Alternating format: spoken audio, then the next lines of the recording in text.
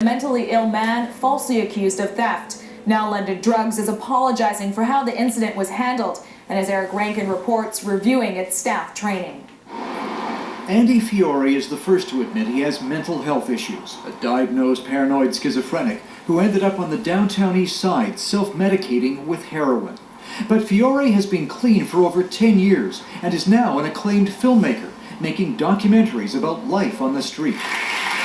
1 year ago, Fiore even won the Courage to Come Back Award, the 2013 recipient for mental health. I am eagerly looking forward to being able to continue to eradicate the stigma around mental illness. But 1 week ago, Fiore says a case of mistaken identity unraveled much of the progress he's made, falsely and publicly accused of theft at this Vancouver London Drugs, a clerk mistaking him for a man who stole cigarettes earlier this month. I feel scared, paranoid, that what else is going to happen to me?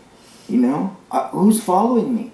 You know, it's just triggered my illness all over again. Fiore admits he didn't handle it well, swearing and punching a computer monitor. I wish I was more in control, and I wish it hadn't happened. That's all I wish, is that it hadn't happened. After the confrontation, Andy went home and he called police to complain about how he'd been treated. But he was so agitated he went back to London Drugs to demand an apology.